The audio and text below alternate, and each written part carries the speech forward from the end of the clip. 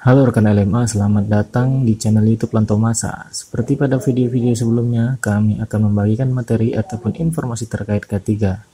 Materi ataupun informasi yang kami akan bagikan kali ini ialah tentang konsep dasar keselamatan dan kesehatan kerja atau disingkat K3. Terlebih dahulu kita akan membahas terkait pengertian K3. K yang pertama ialah keselamatan yang berasal dari kata selamat. Untuk memperoleh keselamatan di tempat kerja perlu dilakukan upaya sebagai berikut. Yang pertama, mengendalikan kerugian dari kecelakaan. Dan yang kedua, kemampuan untuk mengidentifikasikan dan menghilangkan atau mengontrol resiko yang tidak bisa diterima. K yang kedua ialah kesehatan yang berasal dari kata sehat. Upaya yang dilakukan untuk memperoleh kesehatan di tempat kerja ialah meningkatkan derajat atau tingkat keadaan fisik dan psikologi individu. Dan K yang ketiga adalah kerja atau di tempat kerja. Masih terkait pengertian K3, yaitu K yang pertama adalah keselamatan yang berarti selamat. Keadaan selamat ini adalah kebalikan dari keadaan celaka, yang artinya kalau kita tidak melakukan penerapan keselamatan di tempat kerja dengan baik, maka kecelakaan kerja kemungkinan besar dapat terjadi di tempat kerja. Hal ini berlaku juga untuk K yang kedua, yaitu kesehatan yang berarti sehat. Keadaan sehat ini adalah kebalikan dari keadaan sakit, yang artinya kalau kita tidak melakukan penerapan kesehatan di tempat kerja dengan baik, maka penyakit akibat kerja pun kemungkinan besar dapat diderita tenaga kerja. Oleh sebab itu, dalam melakukan kegiatan pekerjaan dapat terjadi kecelakaan dan penyakit akibat kerja. Maka, dapat disimpulkan pengertian K3 ialah upaya yang dilakukan untuk memperoleh keselamatan dan kesehatan dalam bekerja di tempat kerja. Keselamatan atau keadaan selamat dan kebalikannya yaitu kecelakaan atau keadaan celaka. Seperti yang kita saksikan bersama, keadaan selamat atau juga yang bisa kita sebut aman ini terjadi karena adanya kemampuan untuk mengidentifikasikan dan menghilangkan atau mengontrol risiko yang tidak bisa diterima.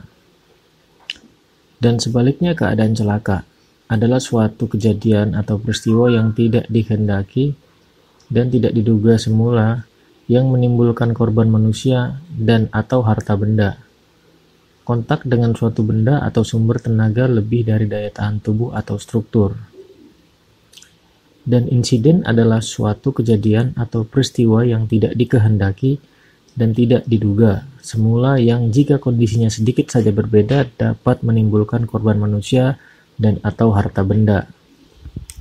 Berikut ini adalah gambar ilustrasi.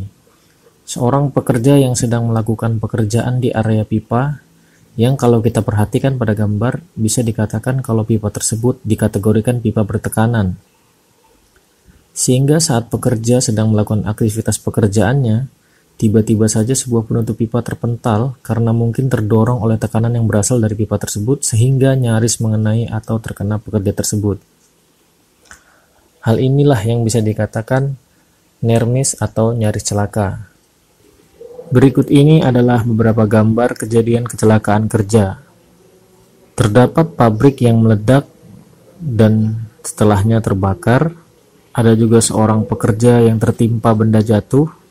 Terlihat juga jari pekerja yang nyaris terpotong dan kebakaran. Berikut adalah gambar ilustrasi bencana kebakaran dan peledakan. Dampak kecelakaan akan mengakibatkan konsekuensi bencana, korban massal, masalah lingkungan, dan juga kelangsungan bisnis. Kesehatan atau keadaan sehat, dan kebalikannya yaitu sakit atau penyakit akibat kerja. Seperti yang kita saksikan bersama, keadaan sehat terjadi karena adanya upaya meningkatkan derajat atau tingkat keadaan fisik dan psikologi individu. Dan sebaliknya, keadaan sakit atau penyakit akibat kerja adalah penyakit yang diidap oleh tenaga kerja dan orang lain yang disebabkan oleh pekerjaan atau lingkungan kerja. Sebagai contoh, penyakit akibat kerja tersebut antara lain TBC, penurunan daya dengar, dan lain-lain. Potensi bahaya dan risiko kegiatan kerja. Dalam melaksanakan kegiatan proses produksi, kita dihadapkan pada potensi bahaya dan risiko. Hal ini disebabkan oleh adanya hubungan antara manusia atau tenaga kerja, material atau bahan, juga mesin atau peralatan. Ketiga hubungan ini sangat penting untuk menunjang berjalannya proses produksi. Namun, hal itu juga mengandung potensi bahaya dan risiko. Potensi bahaya dan risiko tersebut dapat berupa penyakit akibat kerja, kecelakaan kerja, dan pencemaran lingkungan. Berikut ini faktor-faktor ancaman risiko kegiatan kerja. Yang pertama, kecelakaan kerja. Kecelakaan kerja ialah merupakan insiden yang dapat menyebabkan cedera dan juga bisa terjadi kematian. Kecelakaan akan menyebabkan kerugian yang didapat oleh siapa saja. Kerugian melibatkan terjadinya kecelakaan pada manusia seperti contohnya luka berat, patah tulang, kematian, dan lain sebagainya. Berikutnya, penyakit akibat kerja. Penyakit akibat kerja adalah gangguan kesehatan yang dialami oleh seseorang akibat rutinitas atau paparan zat tertentu di tempat kerja. Ada beragam jenis penyakit akibat kerja, dan masing-masing memiliki pemicu atau penyebab yang berbeda. Yang ketiga, ada pencemaran lingkungan. Pencemaran lingkungan adalah terkontaminasinya komponen fisik dan biologis dari sistem bumi dan atmosfer, sehingga mengganggu keseimbangan ekosistem lingkungan. Kontaminasi tersebut bisa berasal dari kegiatan manusia ataupun proses alam yang menyebabkan kualitas lingkungan menjadi tidak dapat berfungsi sesuai dengan seharusnya. Dapat kita saksikan beberapa gambar ilustrasi terkait dampak dan kondisi dari kecelakaan kerja. Terlihat juga pekerja yang terkena penyakit akibat kerja dan penggunaan bahan yang berpotensi dan berisiko mencemari lingkungan. Berikut ini adalah ilustrasi gambar gunung es yang biasa dalam K3 disebut teori gunung es dan kaitannya dengan biaya kecelakaan. Teori gunung es dalam K3 adalah teori yang menggambarkan bahwa dampak negatif dari kecelakaan kerja tidak hanya berakibat pada biaya langsung, namun juga pada biaya tidak langsung. Teori gunung es ini juga merupakan sebuah teori yang menyampaikan bahwa kerugian tidak terlihat yang timbul karena kecelakaan kerja lebih besar daripada kerugian yang terlihat. Jenis kerugian diibaratkan gunung es, yang mana kerugian yang jelas atau dapat dihitung merupakan hanya puncak gunung es yang terlihat di permukaan laut.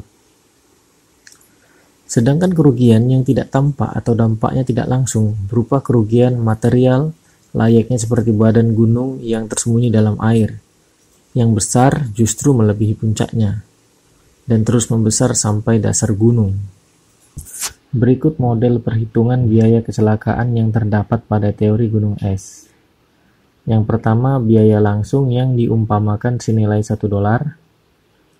Digambarkan sisi gunung yang terlihat berada di atas permukaan laut, yang dalam hal ini kita sebut biaya kecelakaan dan penyakit meliputi, yaitu biaya pengobatan atau perawatan, dan biaya gaji atau biaya diasuransikan. Lalu ada biaya tidak langsung yang diumpamakan senilai 5 sampai dengan $50. Digambarkan sisi gunung yang terlihat berada di bawah permukaan laut, yang dalam hal ini kita sebut biaya dalam pembukuan, kerusakan properti atau biaya yang tidak diasuransikan. Meliputi yaitu biaya kerusakan gangguan, kerusakan peralatan dan perkakas, kerusakan produk dan material, terlambat dan gangguan produksi, biaya legal hukum, pengeluaran biaya untuk penyediaan fasilitas dan peralatan gawat darurat, sewa peralatan, dan waktu untuk penyelidikan. Lalu ada biaya tidak langsung juga yang diumpamakan senilai 1 sampai dengan $3. Digambarkan sisi gunung yang terlihat berada di bawah permukaan laut, yang dalam hal ini kita sebut biaya lain yang tak diasuransikan. Meliputi yaitu biaya gaji terus dibayar untuk waktu yang hilang, biaya pemakaian pekerja pengganti dan atau biaya melatih, upah lembur, ekstra waktu untuk kerja administrasi, berkurangnya hasil produksi akibat dari si korban, dan hilangnya bisnis dan juga nama baik perusahaan. Berikut ini mengenai piramida kecelakaan kerja. Piramida kecelakaan kerja menggambarkan statistik urutan atau rangkaian kejadian yang terjadi menuju satu kecelakaan fatal seperti kematian atau cacat permanen. Teori piramida kecelakaan kerja. Setiap terdapat satu kejadian kecelakaan fatal seperti kematian atau cacat permanen, maka di dalam satu kejadian fatal tersebut terdapat 10 kejadian kecelakaan ringan dan 30 kejadian kecelakaan yang menimbulkan kerusakan aset atau properti atau alat atau bahan, serta 600 kejadian near miss atau hampir celaka sebelum terjadi satu kejadian kecelakaan fatal tersebut. Piramida kecelakaan kerja tersebut menggambarkan bahwa untuk guna mencegah kecelakaan fatal di tempat kerja, maka harus terdapat upaya untuk menghilangkan atau mengurangi kejadian-kejadian near miss di tempat kerja sehingga probabilitas menuju kejadian kecelakaan fatal dan kejadian-kejadian lain sebelum menuju adanya satu kejadian fatal dapat dikurangi atau tidak ada. Berikut ini adalah alur dampak yang ditimbulkan saat dan setelah terjadinya kecelakaan. Dampak yang ditimbulkan sudah pasti berupa kerugian, baik bagi pekerja, perusahaan, masyarakat, bahkan negara. Kerugian itu dapat berupa materi dan non-materi. Pada kerugian materi terdapat dampak kerugian langsung dan tidak langsung. Dampak kerugian langsung berupa pengeluaran atau biaya sebagai kewajiban dan bentuk tanggung jawab perusahaan, kerusakan properti, dan terganggunya proses pemasaran. Dan pada dampak kerugian tidak langsung seperti sumber daya manusia dan nama baik perusahaan. Lalu pada kerugian non-materi terdapat dampak sosial dan psikolog, yang mana dampak sosial itu berupa kematian atau cacat, dan dampak psikolog berupa hilangnya rasa aman. Konsentrasi kepedulian dalam pengendalian risiko yang terkait dengan safety hazard dan health hazard. Safety hazard merupakan potensi bahaya yang dapat mengakibatkan timbulnya kecelakaan yang dapat menyebabkan luka hingga kematian, serta kerusakan aset perusahaan. Dan health hazard merupakan jenis potensi bahaya yang berdampak pada kesehatan, menyebabkan gangguan kesehatan dan penyakit akibat kerja. Untuk itu, lebih dahulu kita bahas mengenai konsentrasi kepedulian dalam pengendalian risiko yang terkait dengan safety hazard. Safety hazard bersumber dari peralatan mekanik atau benda yang bergerak dengan gaya mekanik. Bahaya dari gerak mekanik ini dapat menimbulkan dampak cedera atau kerusakan bahkan kematian seperti tersayat, tergores, terjepit, terpotong, terkupas, dan lain sebagainya. Berikutnya sumber bahaya dari elektrik atau energi listrik. Bahaya elektrik dapat mengakibatkan berbagai bahaya, seperti tersengat listrik, hubungan singkat, dan kebakaran. Di tempat kerja banyak ditemukan bahaya listrik, baik dari jaringan listrik, peralatan kerja, maupun mesin-mesin yang menggunakan energi listrik. Lalu ada juga bahaya kinetik. Bahaya kinetik berasal dari benda yang bergerak lurus atau linear movement, seperti mesin penempa, mesin potong, ban berjalan, mobil, dan lain-lain. Lalu benda bergerak berputar atau rotation seperti roda, roda gigi, crane, gerinda, katrol, dan lain-lain. Lalu benda bergerak tak beraturan seperti debu, percikan metal atau partikel atau zat kimia, semprotan bertekanan, dan lain-lain. Dan pengangkatan atau pengangkutan seperti beban yang terlalu berlebihan beratnya atau kecepatannya, dan lain-lain. Dan yang terakhir ada substance hazard atau zat berbahaya. Zat berbahaya ini meliputi semua bentuk materi kimiawi. Dari segi bahayanya dapat dikelompokkan menjadi bahan zat berbahaya seperti mudah menyala atau flammable, ledakan atau eksplosif, mudah terbakar atau combustible, dan korosif atau zat yang dapat merusak atau menghancurkan zat lain secara kontak langsung melalui reaksi kimia. Berikutnya konsekuensi. Aksiden atau kecelakaan kerja. Setiap kecelakaan kerja akan menimbulkan kerugian yang besar, baik itu kerugian material dan fisik. Kerugian yang disebabkan oleh kecelakaan kerja antara lain adalah 1. Kerugian ekonomi yang meliputi kerusakan alat, bahan dan bangunan, biaya pengobatan dan perawatan, tunjangan kecelakaan, jumlah produksi dan mutu berkurang, kompensasi kecelakaan, penggantian tenaga kerja yang mengalami kecelakaan, kerugian non-ekonomi meliputi penderitaan korban, hilangnya waktu selama sakit, dan hilangnya waktu kerja, dan lain-lain. Eksiden atau kecelakaan kerja ini dapat terjadi secara mendadak, dramatis, dan juga dapat mengakibatkan bencana atau sudden reaction. Yang ketiga, konsentrasi kepedulian meliputi proses equipment, facilities, tool working, practice, guarding, pengalaman, karir lapangan plus pelatihan, titik berat pada kerusakan aset, fatality, sepertinya urgent atau bahaya mendadak, dan prinsip pendekatan dengan melakukan pengkajian risiko untuk memperkecil risiko. Itu tadi terkait konsentrasi kepedulian dalam pengendalian risiko yang terkait dengan safety hazard. Berikutnya konsentrasi kepedulian dalam pengendalian risiko yang terkait dengan health hazard. Health hazard bersumber dari bahaya fisik antara lain getaran, radiasi kebisingan, pencahayaan, dan iklim kerja. Lalu bahaya chemical atau kimia, antara lain yang berkaitan dengan material atau bahan kimia seperti aerosol, insektisida, gas, dan zat-zat kimia lainnya. Bahaya biologi, antara lain yang berkaitan dengan makhluk hidup yang berada di lingkungan kerja yaitu bakteri, virus, dan jamur yang bersifat patogen. Lalu ada bahaya ergonomi, antara lain gerakan berulang-ulang, postur statis, dan cara memindahkan barang atau manual handling. Yang terakhir, bahaya psikologi, antara lain beban kerja yang terlalu berat, hubungan dan kondisi kerja yang tidak nyaman. Nomor 2 ada konsekuensi health hazard. Pekerja yang terpapar dan atau melakukan kontak terus-menerus terhadap sumber bahaya kesehatan dapat menyebabkan penyakit mendadak, menahun, kanker, dan dapat juga berdampak terhadap masyarakat umum atau prolonged reaction. Yang ketiga, konsentrasi kepedulian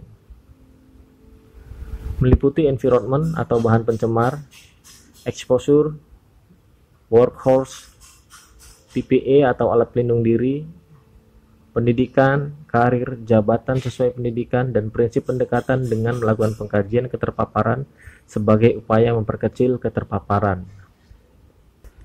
Risk atau resiko. Risiko adalah ukuran kemungkinan kerugian yang akan timbul dari bahaya atau hazard tertentu yang terjadi. Untuk itu perlu dilakukan perhitungan tingkat risiko dengan menggunakan perkalian probability dikali dengan konsekuensi. Probability itu adalah kemungkinan terjadi dan konsekuensi itu adalah keparahan. Maka dapat kita perhatikan pada matriks berikut.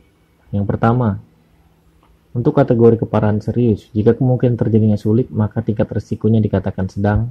Dan jika kemungkinan terjadinya jarang dan juga sering, maka tingkat risikonya dikatakan tinggi. Yang kedua, untuk kategori keparahan sedang, jika kemungkinan terjadinya sulit, maka tingkat risikonya dikatakan rendah. Jika kemungkinan terjadinya jarang, maka tingkat risikonya dikatakan sedang. Dan jika kemungkinan terjadinya sering, maka tingkat risikonya dikatakan tinggi. Lalu yang terakhir, untuk kategori keparahan ringan, jika kemungkinan terjadinya sulit dan juga jarang, maka tingkat risikonya dikatakan rendah. Dan jika kemungkinan terjadinya sering, maka tingkat risikonya dikatakan sedang. Seperti ilustrasi gambar, kemungkinan terjadi layaknya digambarkan dengan dadu dan keparahan digambarkan dengan jari yang hampir terpotong. Masih pada pengertian ketiga, yang terakhir. Pengertian ketiga secara filosofi ialah suatu pemikiran dan upaya yang ditujukan untuk menjamin keutuhan dan kesempurnaan baik jasmaniah maupun rohaniah, tenaga kerja pada khususnya, dan manusia pada umumnya. Hasil karya dan budaya untuk meningkatkan kesejahteraan tenaga kerja. Lalu pengertian ketiga secara keilmuan ialah suatu ilmu pengetahuan dan penerapannya dalam upaya mencegah kecelakaan, kebakaran, peledakan, pencemaran, penyakit akibat kerja, dan lain-lain. Sejarah perkembangan ketiga. 80 tahun setelah Masehi, seorang ahli ensiklopedia bangsa Roma mensyaratkan agar para pekerja tambang diharuskan memakai tutup hidung atau masker. Dan pada tahun 1450, Domenico Fontana diserahi tugas membangun obelisk di tengah lapangan Santo Pieter Roma selalu mensyaratkan agar para pekerja memakai topi baja atau helm safety untuk saat ini. Selanjutnya revolusi industri tahun 1825. Banyak terjadi kecelakaan kerja, menimbulkan korban. Pengusaha berpendapat hal tersebut adalah bagian dari risiko kerja. Pengusaha mempekerjakan tenaga kerja baru. Para pekerja mendesak pengusaha memberikan perawatan kepada para korban kecelakaan dan penyakit akibat kerja. Lalu yang terakhir, Workers' Compensation Law. Diberlakukan di Amerika Serikat pada tahun 1931, menegaskan bahwa tidak memandang apakah kecelakaan tersebut terjadi akibat kesalahan si korban atau tidak, yang bersangkutan berhak atas ganti rugi jika kecelakaan terjadi dalam pekerjaan. Wajibkah menerapkan K3 di Indonesia? K3 wajib diterapkan di setiap tempat kerja di Indonesia. Menurut Undang-Undang Nomor 1 Tahun 1970 tentang Keselamatan Kerja, Pasal 1, tempat kerja ialah tiap ruangan atau lapangan, tertutup atau terbuka, bergerak atau tetap, di mana tenaga kerja bekerja, atau yang sering dimasuki tenaga kerja untuk keperluan suatu usaha dan di mana terdapat sumber atau sumber-sumber bahaya. Kemudian termasuk tempat kerja ialah semua ruangan, lapangan, halaman, dan sekelilingnya yang merupakan bagian-bagian atau yang berhubungan dengan tempat kerja tersebut. Pasal 2 yang diatur oleh undang-undang ini ialah keselamatan kerja dalam segala tempat kerja, baik di darat, di dalam tanah, di permukaan air, di dalam air maupun di udara yang berada di dalam wilayah kekuasaan hukum Republik Indonesia. Tempat kerja. Tempat kerja adalah tempat di mana sering dimasuki oleh tenaga kerja, yaitu ruangan atau lapangan, terbuka atau tertutup, bergerak atau diam, di darat, di dalam tanah, di permukaan air, di dalam air, dan di udara di wilayah hukum Republik Indonesia. Lalu ada usaha, atau alat, atau mesin, bahan, lingkungan, orang, dan metode kerja. Juga ada sumber-sumber bahaya, atau hazard source. Sumber bahaya dapat berupa bahan-bahan kimia, bagian-bagian mesin, bentuk energi, metode kerja, atau situasi kerja. Sumber-sumber bahaya. Menurut Undang-Undang Nomor 1 Tahun 1970, pada pasal 2 ayat 2, poin A sampai dengan R. Sumber-sumber bahaya adalah sesuatu yang dapat membahayakan keselamatan atau kesehatan pekerja dan atau yang berada di tempat kerja. Pada poin A, dibuat, dicoba, dipakai atau dipergunakan mesin, pesawat, alat perkakas, peralatan atau instalasi yang berbahaya atau dapat menimbulkan kecelakaan, kebakaran, atau peledakan. Poin B, dibuat, diolah, dipakai, dipergunakan, diperdagangkan, diangkut, atau disimpan bahan atau barang yang dapat meledak, mudah terbakar, menggigit, beracun, menimbulkan infeksi, bersuhu tinggi. Pada poin C, dikerjakan pembangunan, perbaikan, perawatan, pembersihan, atau pembongkaran rumah, gedung atau bangunan lainnya termasuk bangunan pengairan, saluran atau terowongan di bawah tanah, dan sebagainya, atau di mana dilakukan pekerjaan persiapan. Pada poin O dilakukan pemancaran, penyiaran atau penerimaan radio, radar, televisi, atau telepon. Poin P dilakukan pendidikan, pembinaan, percobaan, penyelidikan atau riset, atau penelitian yang menggunakan alat teknis. Poin Q, dibangkitkan, dirubah, dikumpulkan, disimpan, dibagi-bagikan, atau disalurkan listrik, gas, minyak, atau air. Yang terakhir, poin R, diputar film, dipertunjukkan sandiwara, atau diselenggarakan rekreasi lainnya yang memakai peralatan instalasi listrik atau mekanik. Tujuan penerapan K3. Yang pertama, melindungi para pekerja dan orang lain di tempat kerja dari terjadinya kecelakaan dan penyakit akibat kerja serta gangguan kesehatan lainnya. Kemudian menjamin agar setiap sumber produksi dapat dipakai secara aman dan efisien. Lalu menjamin proses produksi berjalan lancar. Penyebab terjadinya kecelakaan. Berikut penyebab dan akibat kerugian. Yang pertama, lemahnya kontrol. disebabkan oleh program tak sesuai, standar tak sesuai, dan kepelaksanaan. Kemudian sebab dasar, dikarenakan faktor perorangan dan faktor kerja. Kemudian penyebab langsung, dikarenakan perbuatan tidak aman dan kondisi tidak aman.